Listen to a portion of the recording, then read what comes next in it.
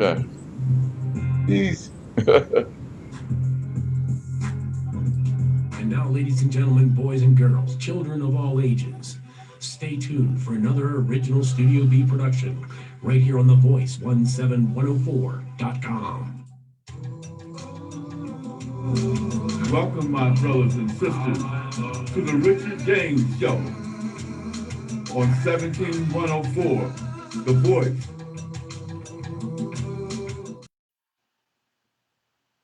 Hey, welcome again to the Richard James Show. It's good to be back again. It's good that we had a nice warm day today. We've had a lot of snow lately, sleet and ice and wind, for sometimes power being shut out. But God is good. The very fact that we have been created and allowed to be here on this earth for a period of time is a wonderful, wonderful thing.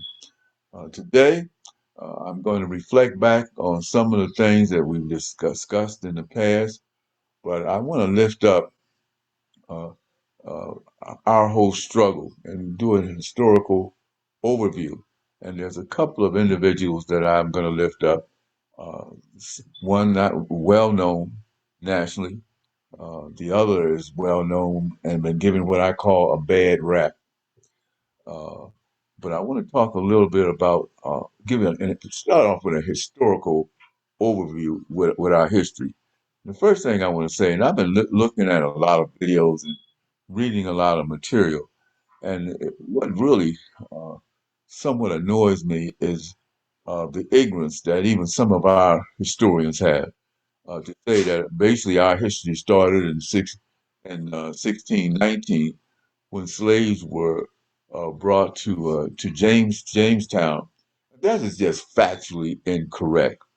First of all, we came here even as slaves. And came here to the New World prior to Jamestown. As a matter of fact, the Spanish, Veracruz, brought uh, individuals uh, were, shall we say, in servitude, and they had explorers that came with them, prior to 1619. That date is just elusive. And then the other, the most ignorant of our lot, continue to espouse the theory that Christopher Columbus, who was an Italian working for the King of Spain, discovered America. And I don't know how anyone of even average or even below average intelligence can say that when it is factually known by geologists, by historians, and everyone that we know, first of all, that Native Americans exist and nations exist in this country prior to Columbus coming. As a matter of fact, in documentation, even with Columbus, he says that when he came to the New World, that he saw individuals from Africa, that were on the seas that were here, and we know now that Africans uh, had set up colonies in both Central and South America far prior to Columbus, and not only that, but other individuals came, Asians came here and settled here and prior to Columbus. Other whites, the Vikings, the Nordics came and set up colonies prior to Columbus. If you're going to teach history, don't teach lies and misinformation. Please tell people the truth about our history. Now, let's just tell the truth. Now, we, in our hearts, deep in our hearts, have a love for our country. And there's no question about that. We love our home. We were born here, we were raised here, and we support it here. Do blacks love our history? Sure, we do. We fought and even fought for the right to fight for this nation. Isn't that something? To fight for the right to fight for your own home. Uh, and that's true. And at a time when we were fighting for the right to fight and to support our own home, we were being dogged and discriminated against. And we weren't the only one. I mean, racism is embedded in these folks. I mean, it is a way of life. It's genetic. It's a part of the history. Um, and when we look at, for example, and and I continue to the plight of Japanese Americans, to blame someone simply because ethnic and nationally. And by the way, the Japanese is not a race. A Mongoloid or yellow race exists, and they are part of it, the same ethnic group as Chinese and other folks. And they came here as workers, explorers many years ago, and then when the Emperor of Japan, nation of Japan, decided to attack our country, we blamed Japanese Americans for that attack. It's horrible. We took now we, I'm talking about this country. I didn't do it, but I don't use the term we. But we took their land. We took their businesses. They put them in concentration camp. Listen to me, concentration camp. These are Americans. These are people that helped to patriots that helped to build this country were locked in uh, concentration camps, stripped of whatever they had, and how many people were jailed, how many people were killed. They don't talk about that. I'm sure that some did. And at the same time, uh, recruited them to participate uh, and fight on the side of this country, and some Japanese Americans fought in the war on the side of this country. Fair? Uh, can you call that fair? That happened. And the thing that really disturbing to me is that one of the individuals that we raise up uh, being a real great president was Franklin Delano Roosevelt, and much of that took place on his watch. So we know, just to set the record straight, that we as a people, in spite of our love and support and patriotism, have suffered racism and discrimination. Uh, and we have not set on our laurels. We have not laid back. We continue to battle in the fight. All men might be free. Uh, and we had individual that uh, really fought for that freedom. Many uh, people, and we could just raise up a whole number. And I like to raise up individuals that people don't really like or don't talk about. Um, One thing that we also have is that we tend to discriminate against our own women. You hear me? We tend to discriminate against women. And even in the struggle for freedom, even in the struggle for freedom within the civil rights movement itself, uh, we depended highly on women's organizational skills, their ability to bring people together, their ability even to lead. And we treated them as if they were different. You get what I'm saying? We treated them as if they were different. And I understand in the development and putting together a march on Washington, that's something that A. Philip Randolph had done back in the early 40s, uh, questioning the segregation within the armed forces, threatened to march on Washington. And this was in the Roosevelt administration. Roosevelt really continued racism and discrimination against African Americans, in spite of the fact that uh, individuals raised voices and raised concerns uh, about what was going on. It was Harry S. Truman uh, who knocked down discrimination and racism and separatism when it came to that. But there were a lot of women, and I'm going back to our own movement, civil rights movement, which I was heavily involved in. The March on Washington and Malcolm really criticized, Malcolm X criticized the March on Washington. I understand. Now, I participated in that march uh, because grassroots people, as a matter of fact, we were talking about putting together a march on Washington prior to the so-called leadership coming together and usurping uh, the march itself and getting it done. But those folks that were planning that march were basically men, and they excluded women. And as a matter of fact, when they designed the march itself, no women were put on the platform. No women were listed as speakers. It was a horrible, horrible thing. Um, One woman who was supposed to say something was a woman by the name of Gloria Richardson.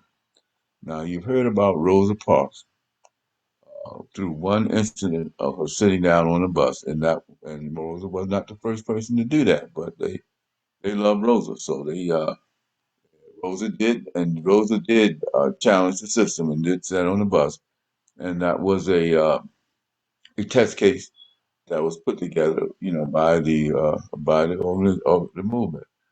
She did that, but uh, she was not placed on the program. An individual was supposed to say was a woman by the name of Gloria Richardson.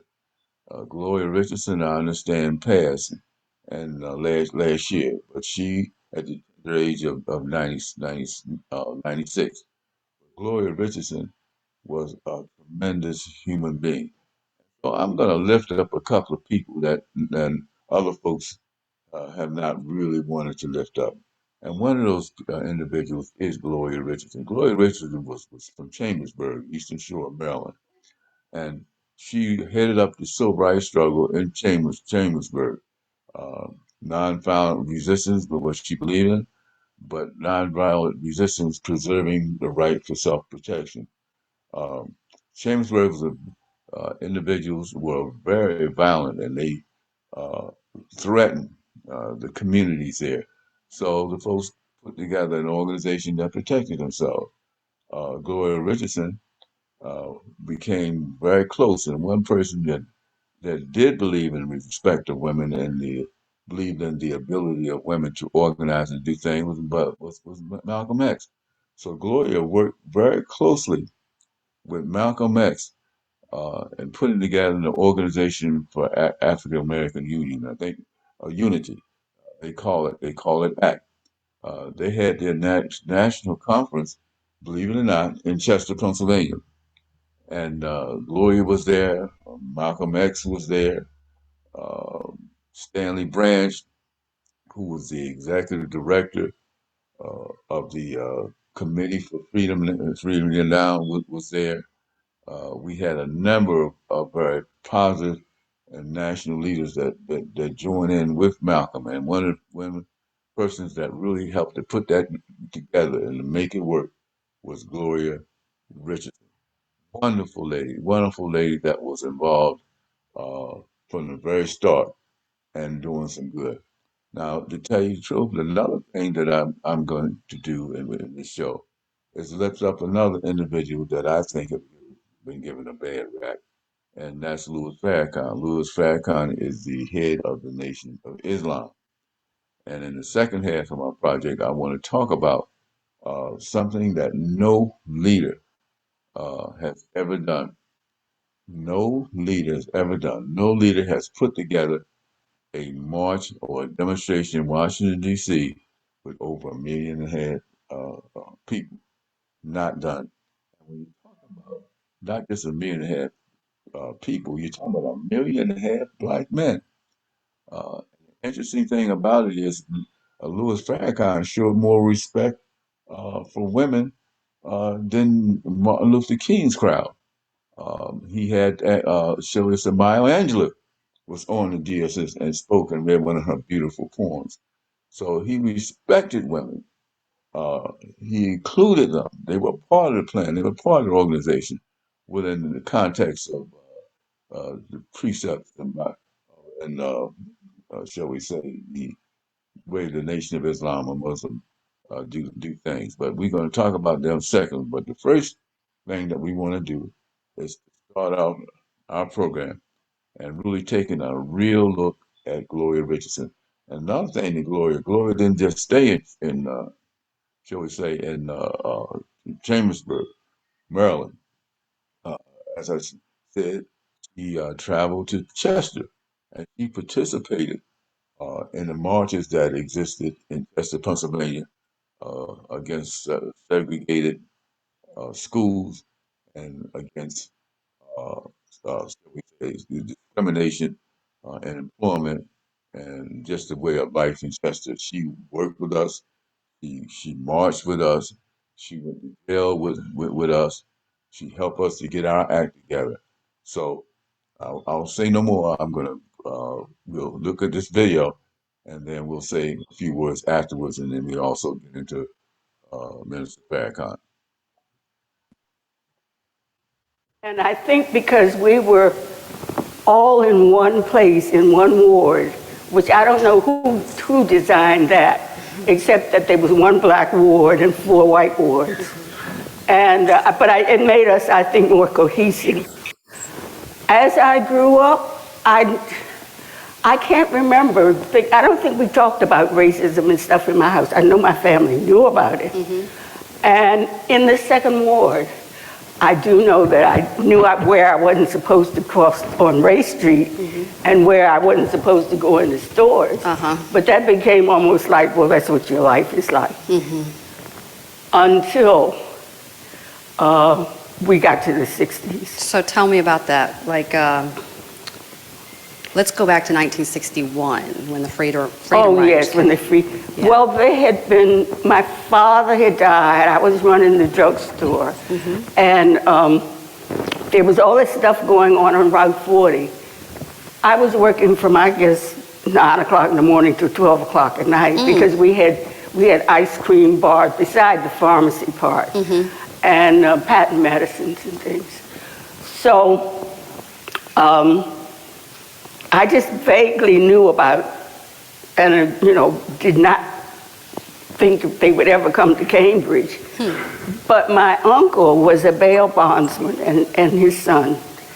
And when they went through the Route 40 stuff and the Civic Interest Group, which was also a SNCC project, when they went through there, the governor was going home, and they were after him, and his home was further down on the Eastern Shore from Annapolis.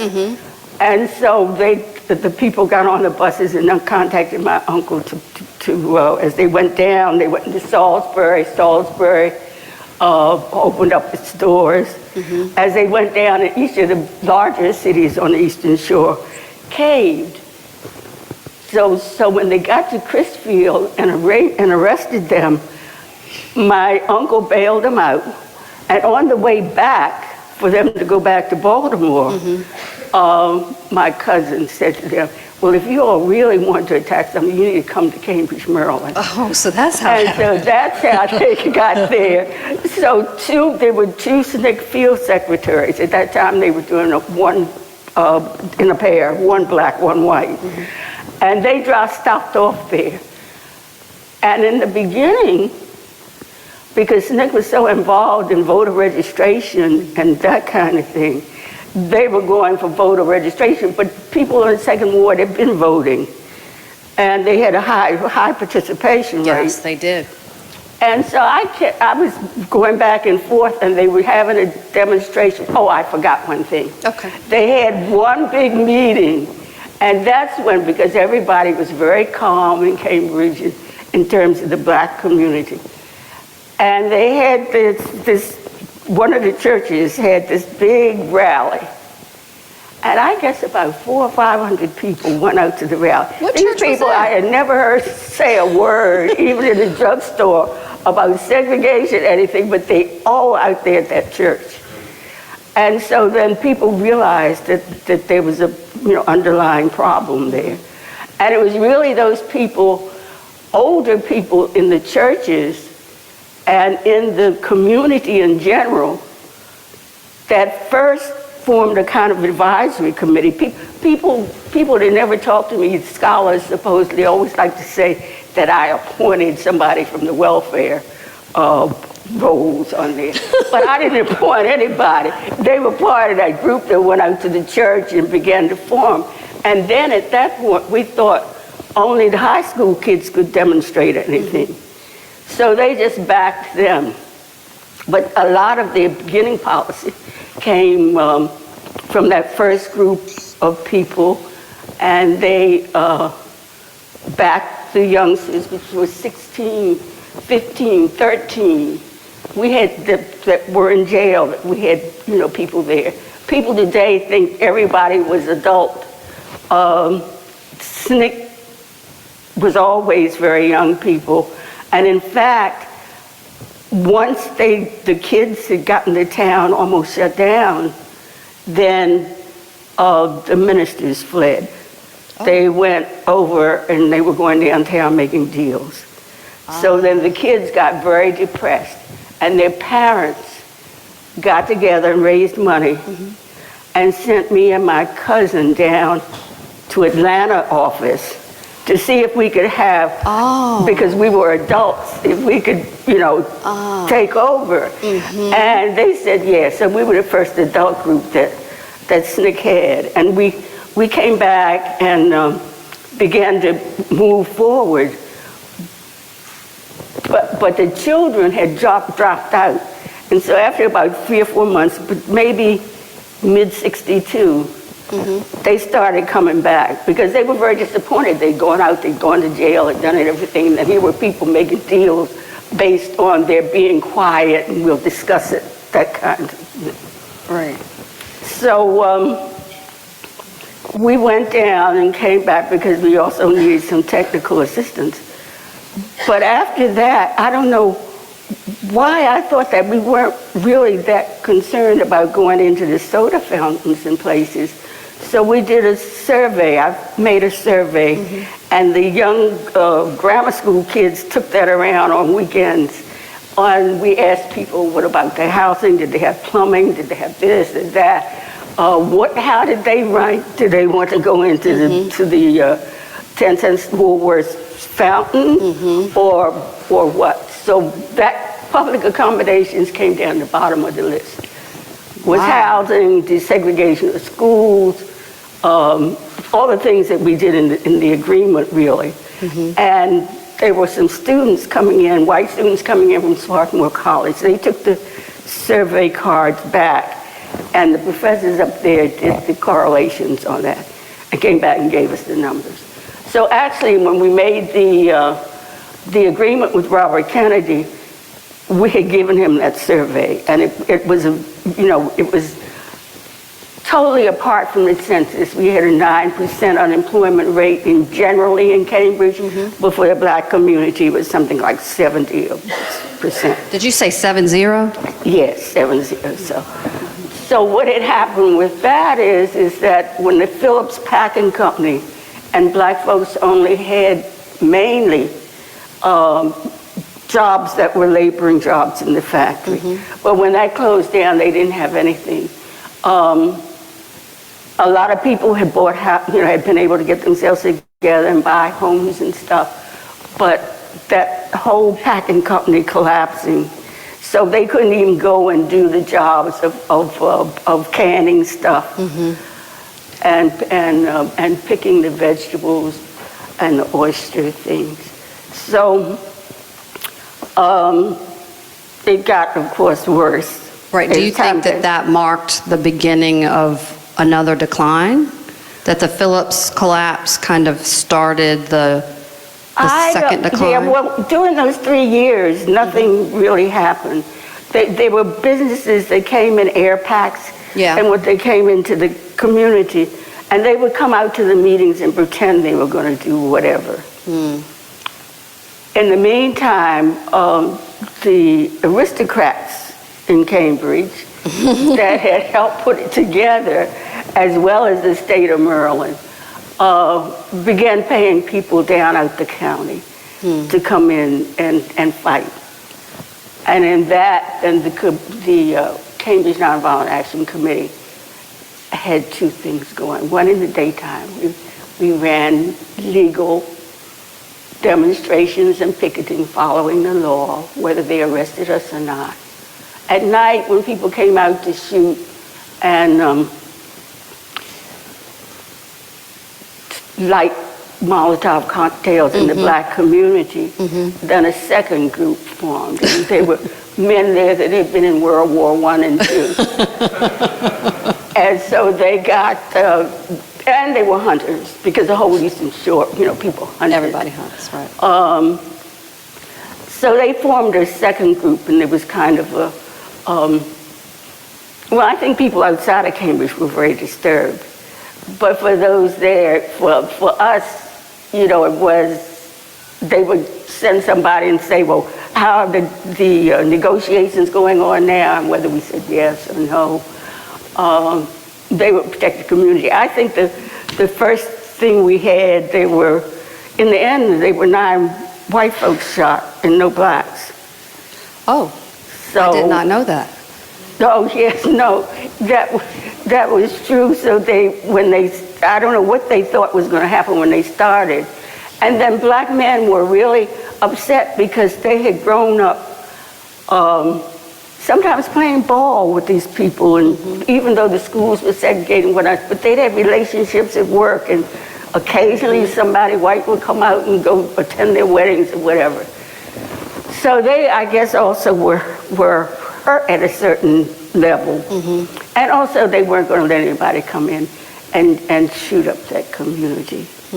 And so even when we did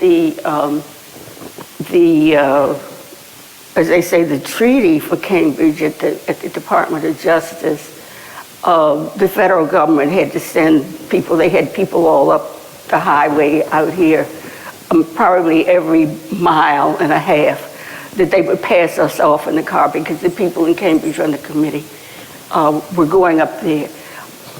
People, I think that maybe I just did the whole negotiation myself, but that was not true.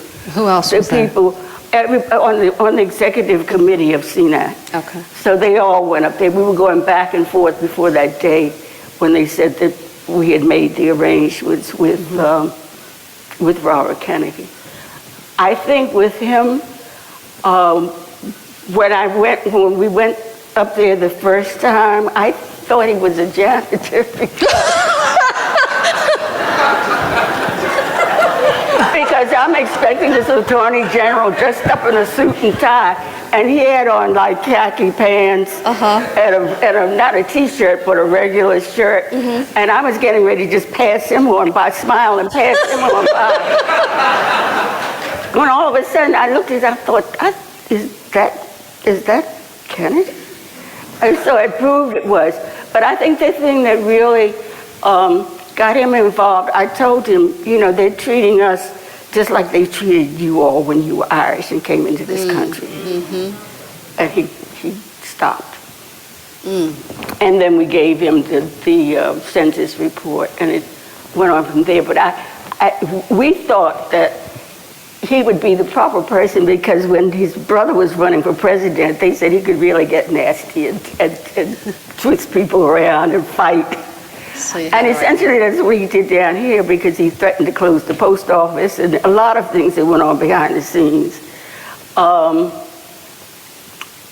But also, it was those people on the committee at CNAC that we went up maybe for 2 or 3 weeks before that final day that participated in getting that agreement. And which they started on right away. And that was right around the time of the Washington March. Yes, it was. And so I had to go up there, and I thought, why? But some of the civil rights organizations said, well, would you coordinate for the Eastern Shore? So we were encouraging people who really wanted to go. And the packing house workers, I think, provided the buses. And you were there, weren't you? Yes, but I really didn't kind of want to go. I was like, I agreed with Malcolm. I thought it was a game. A lot of people, and then when I finally came to New York, people were treating it, talking about it like it was a ride to a picnic. Oh. Oh yes, we got on a bus and we had this kind of food and that kind of food, and then, oh, it's a beautiful day. And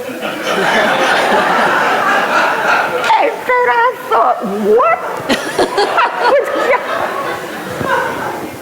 And it was some of us because the young people throughout the South by that time they were in a turmoil. And I thought these people are being in North. What on earth is wrong with them?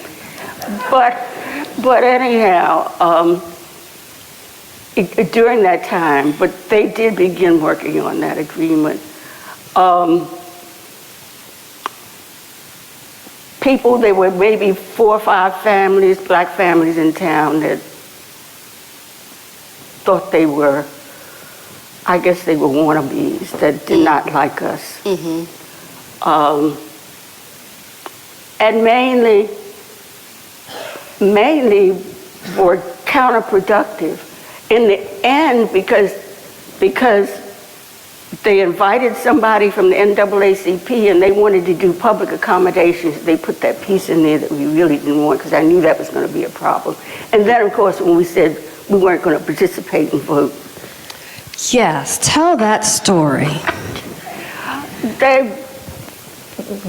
When we went up there, I kept saying, we've done this survey. We're on the housing, the school desegregation, some urban renewal money coming into Cambridge in general, and we don't, we are past that. And then there was supposed to be a civil rights bill coming up anyhow. Right.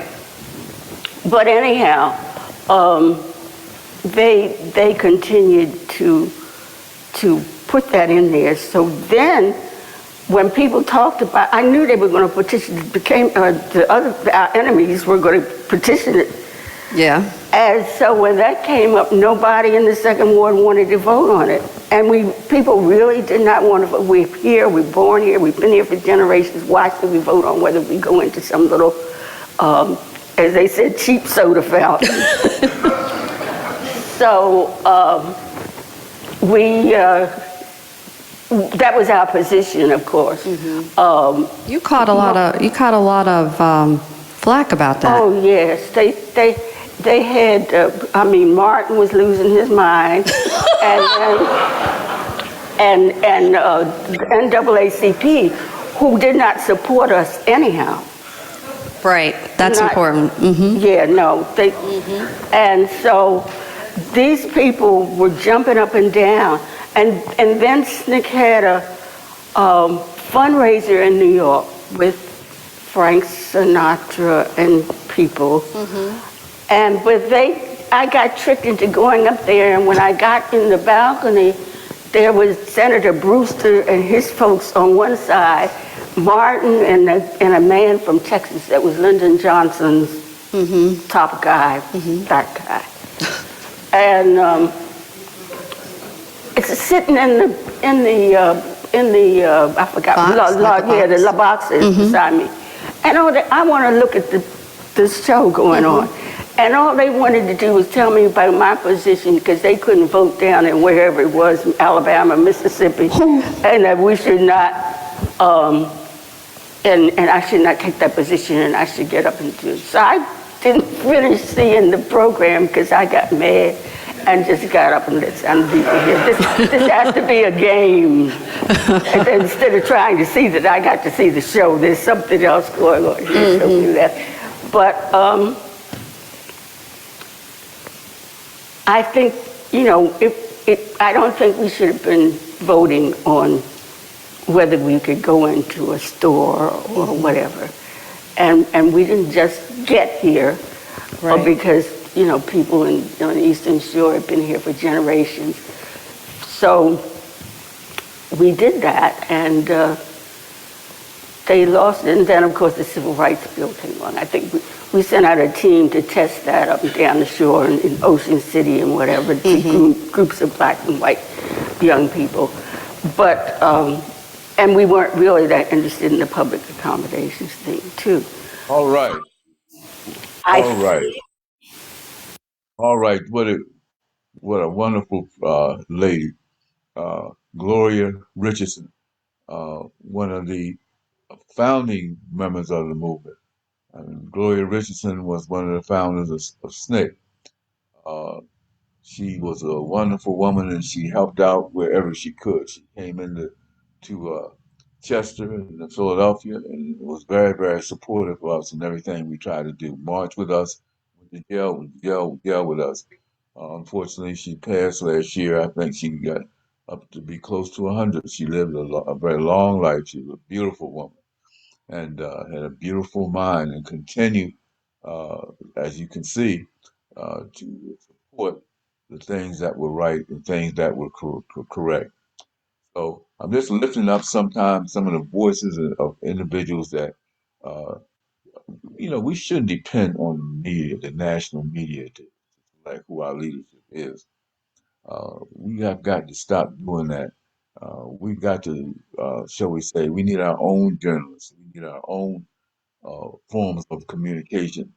One person that has received a lot of abuse from national media, and one of one person that I love and respect is Minister Louis Farrakhan. I am uh, basically a Christian. I'm not a Muslim, but I have embraced many of the wonderful, wonderful things that the Nation of Islam has done. And one thing they have not embraced, and they do not embrace, is bigotry. Louis Farrakhan is not a bigot. He's a man that you can't resist. When you get to know him, you get to love him and understand him and learn from him, because he has educated us and done some things. Now, what is this liberal organization, Poverty Law Center, that come out and listed the Nation of Islam as a racist organization? Well, that's a lie, and we cannot allow anyone, particularly as African Americans, I don't care whether they're liberal or conservative, to define who our people are and who our leaders are. Personally, and also Farrakhan, people believe in good people and have gotten the support of Christians, non-Christians, whites, and some Jews. Uh, and we should learn to love each other and pull together in unity. Malcolm organized a group called the Organization of African American Unity, but unity is the key. Now, one thing that I raise up: no person in leadership, in labor, in any context has had a mass peaceful. Let me add peaceful mass demonstration uh, that was organized by Minister Farrakhan and his leadership, encompasses 1.5 million people. And they were organizing black men because now why was he organizing black men? Why did we need unity? Because so many of our black men were falling short of what we consider as manhood and humanity. Many of them were having children like a water fountain, a faucet, and not taking care of them.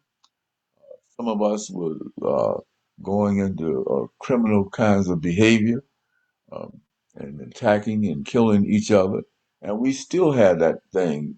When Minister Farrakhan uh, said, let's come together as a people. Let's come together as black men. Let's educate our men. Let's do something about it. And he did that. In fact, they had also later they had a 20th anniversary march, and some locations set up organizations to try to educate black men. We still need it, but thank God that people like Minister Farrakhan has put it before us. The thing about it is we can't expect the person who created the problem to solve it.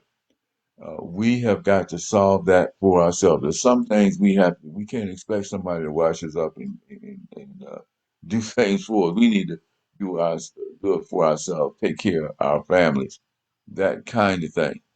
So we got a brief video that we want to show that lifts up Minister Farrakhan. Let's take a look at that, and then we'll talk a little bit more after the video. We give him praise and for all of his prophets and the scriptures which they brought. We thank him for Moses and the Israelite prophets that gave us the Torah or the Old Testament. We thank him for Jesus, who gave us the Injil, or the Gospel, and the apostles that gave us what is called the New Testament. We thank him for Muhammad ibn Abdullah, through whom the last revelation to humanity before the judgment of this present world, that book is called the Holy Quran.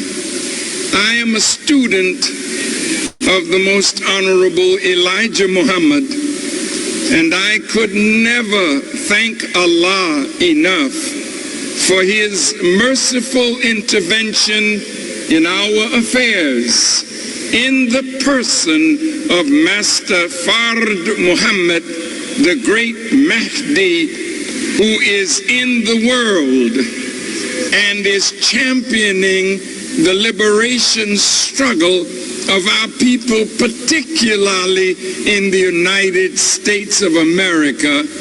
I greet all of you, my dear and wonderful brothers and sisters, with the greeting words of peace. We say it in the Arabic language, Assalamu alaikum. First, I want to say to all of you, I am honored beyond words to be here standing on this rostrum in front of this hallowed building, in front of I don't know how many, I'm not going to guess, but I thank Almighty God, Allah, for every single one of you that decided to answer the call to demand justice or else. I watched the program in my hotel room, and I want to say how happy I am to be a part of such a great showing of unity of the Aboriginal people of our planet.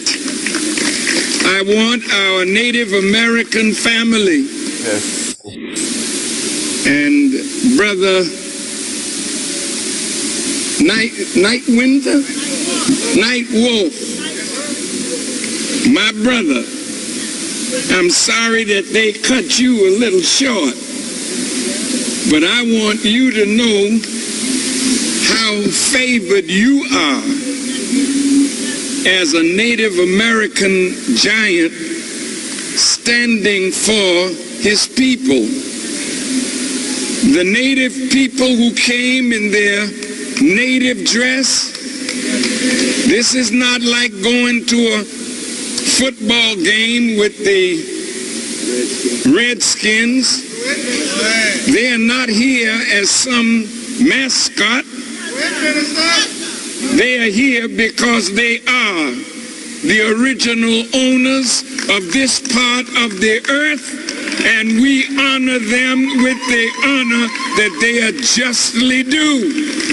Yes, sir.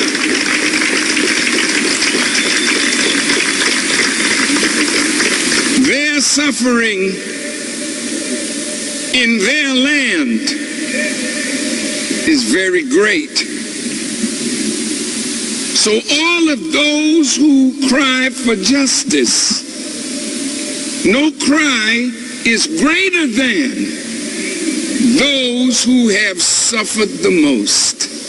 Yes, sir. And those who have suffered the most are the indigenous people, not only of America, but of the Western Hemisphere,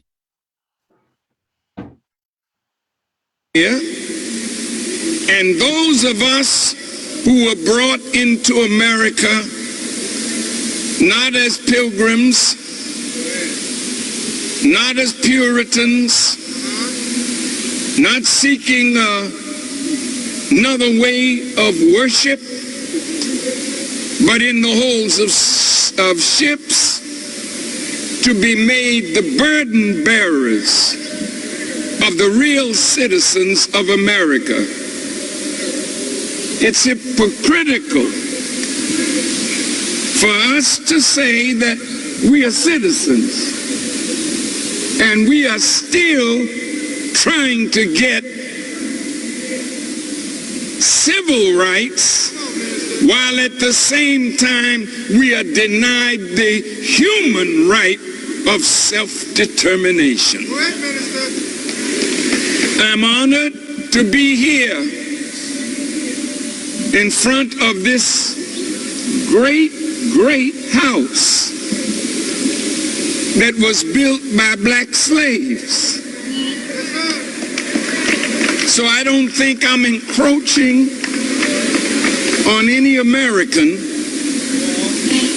by standing on the ground that was paid for with the sweat and the blood of our ancestors. I'm honored to be here and am grateful to Congressman Danny Davis for having shepherded through both houses a joint resolution that allows us to be on the Capitol steps. Yes, sir.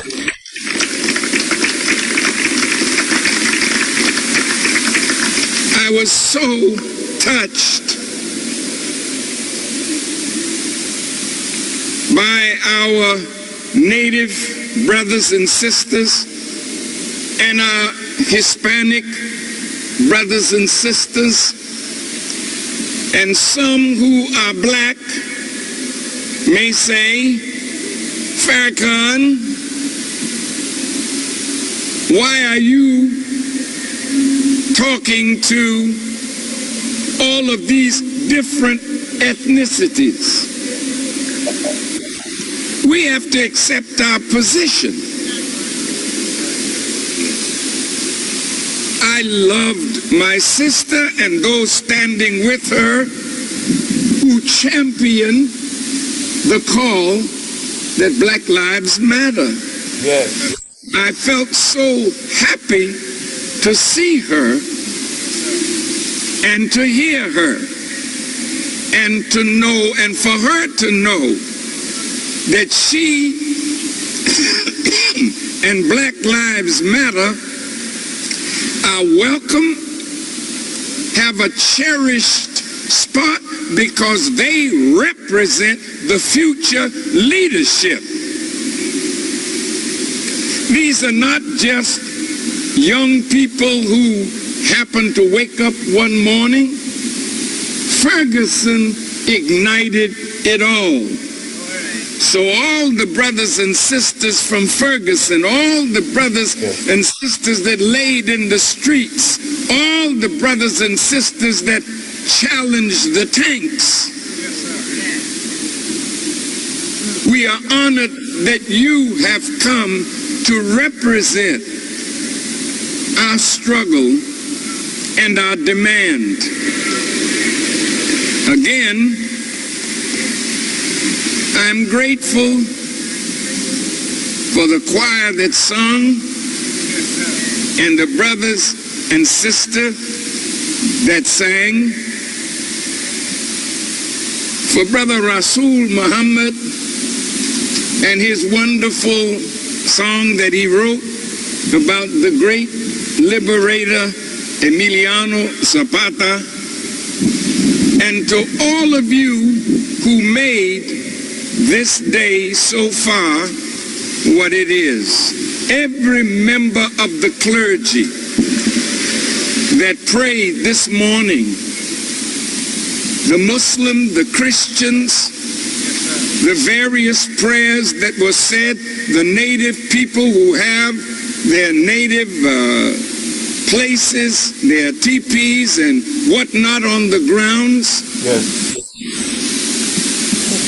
They're sacred people. Yes, sir.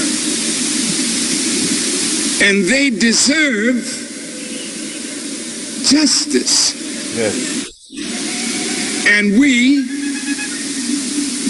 in unity, will not only get justice for ourselves, but justice for all those who are deprived of that precious essential of life itself. On this beautiful mall,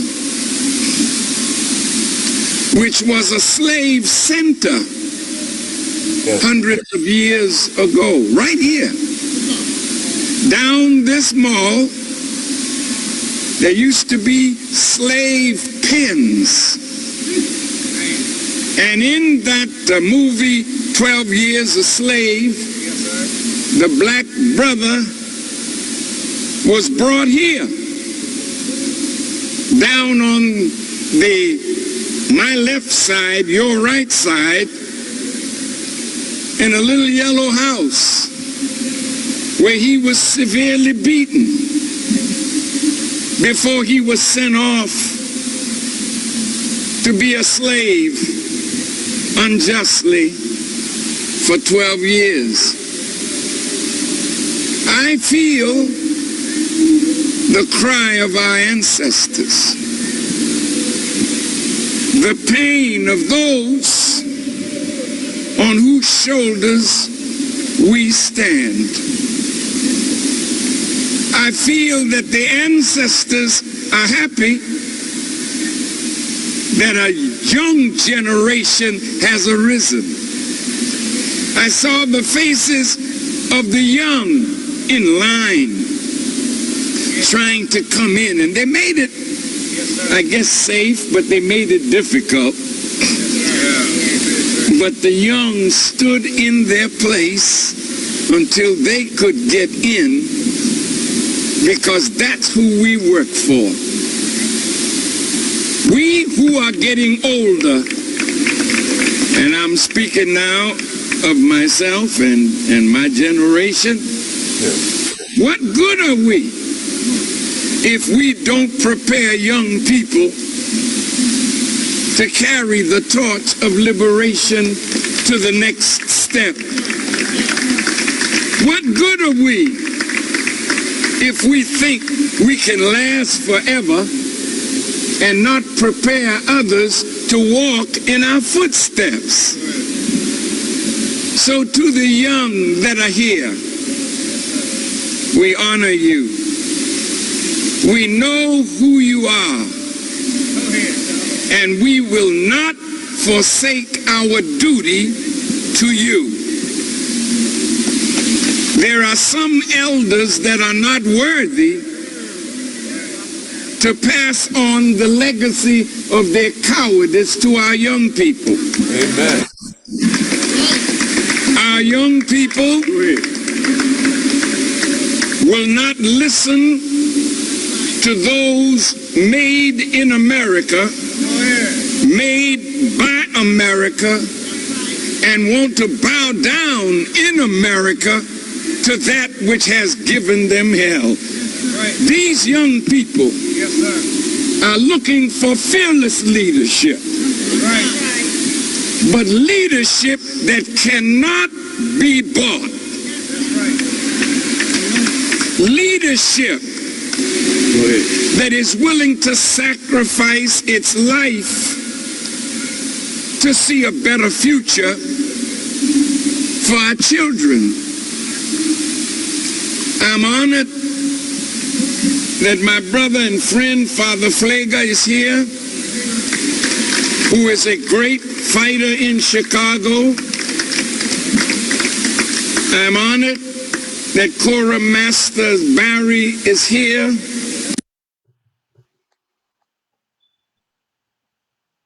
And I thank Allah for her and her dear departed husband, who really showed us the way. I thank Allah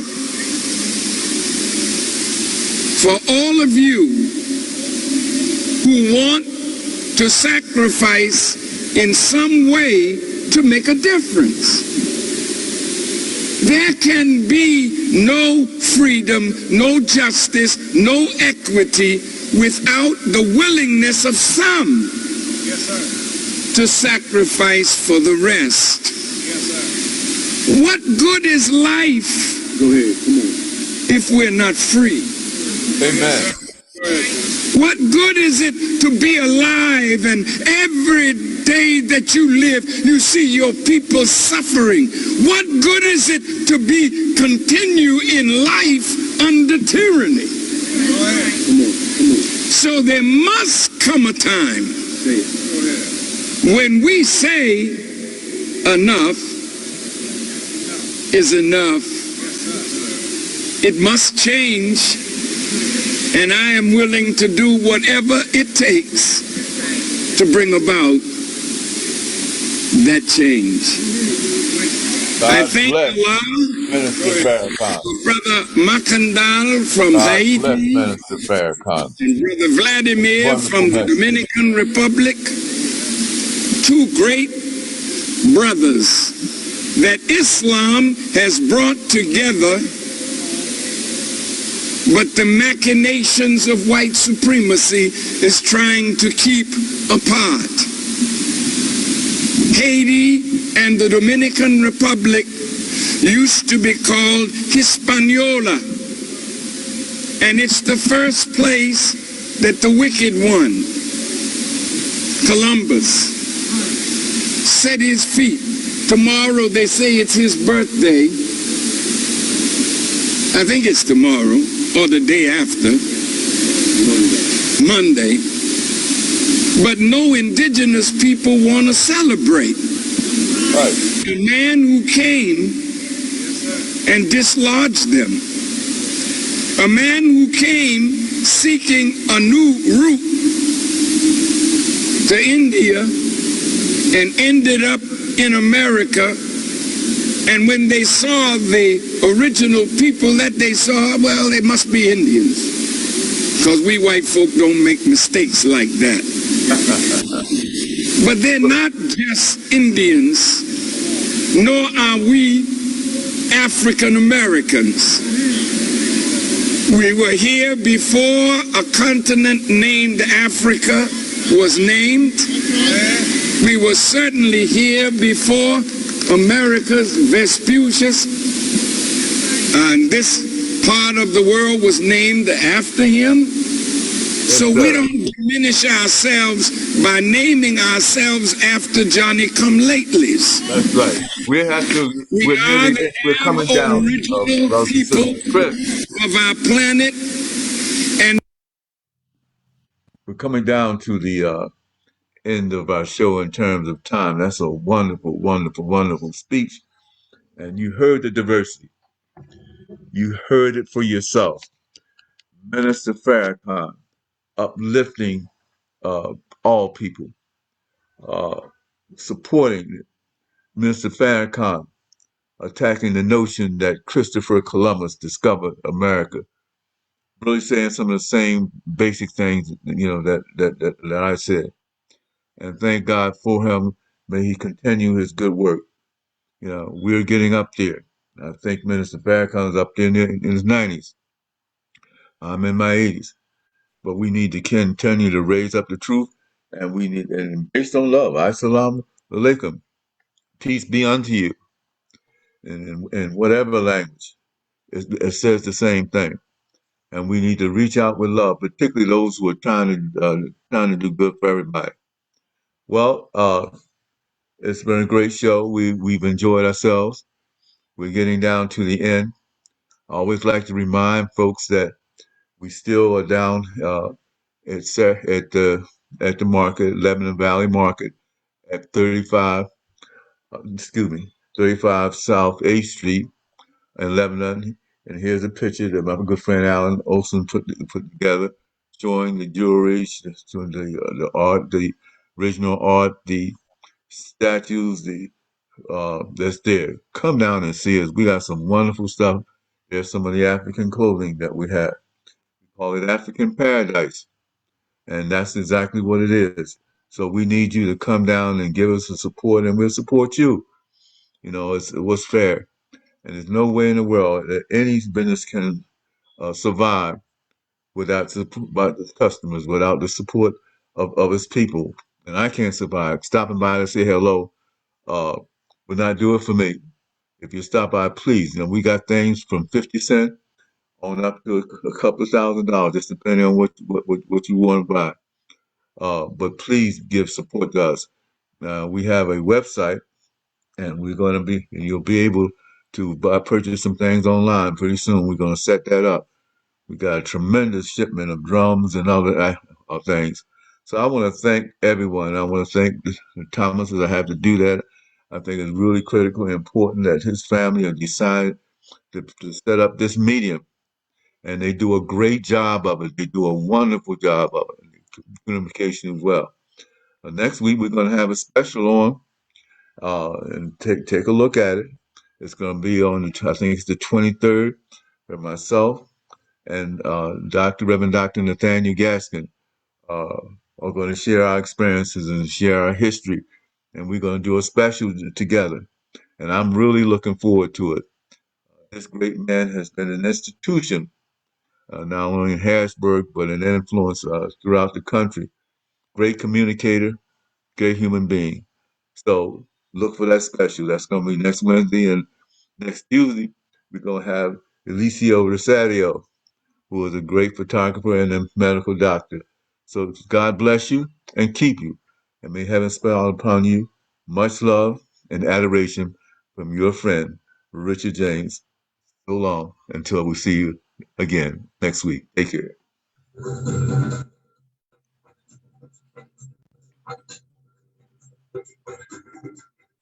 Thank you again for tuning in to the Richard James Show. Our African and our African American programs are set up to educate you on what's going on in this world. And thank you for taking out the time to listen. Let us hear from you sometime also. So this is your neighbor and your friend signing off. Until I see you again next week and hear from you again next week. So long. God bless.